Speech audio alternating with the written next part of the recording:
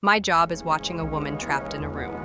Part 1. 3 years ago, I was looking at the local job classifieds online when one of the ads caught my eye, not because of what it said, but because it said so little.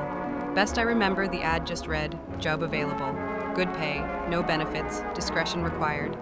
It then listed an email address, and that was all. At the time, I was managing a music store, but I had already started hearing rumors we would be shutting down within the next year, and the likelihood of a transfer to another store was slim. I had been morosely looking at job listings for the last few days, but this was the first one that stood out, if only because I was bored and it was weird. So I sent an email. Half an hour later, I had a response, telling me to go to a particular office building in an upscale part of the city at a precise time for my screening. I went, and after waiting for a few minutes in the lobby, I was taken into an office where I was given a series of forms and questionnaires to fill out.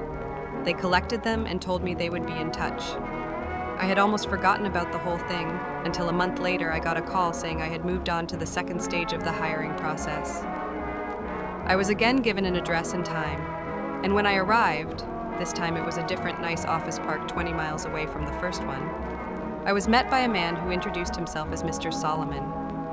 He escorted me into a large room that contained a chair and a desk.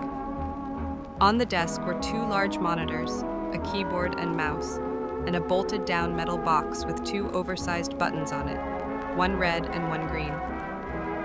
He told me this room was a model for the place I would be working if I took the job. He described the job as follows. I would be working 7 shifts of 6 hours every week.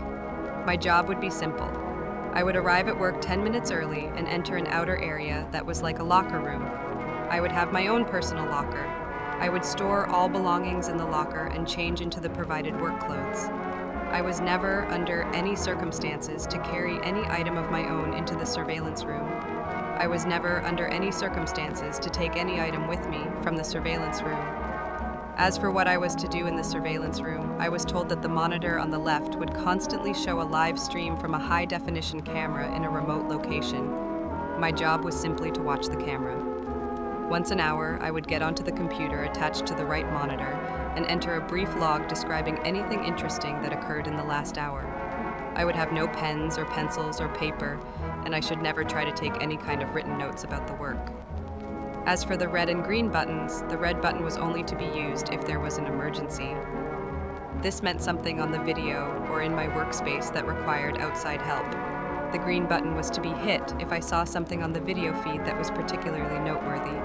It would tell other people somewhere that, at least in my opinion, something interesting was going on. Solomon stressed that while I was given discretion on when to use this button, I should err on the side of only using it if and when something of real significance occurred.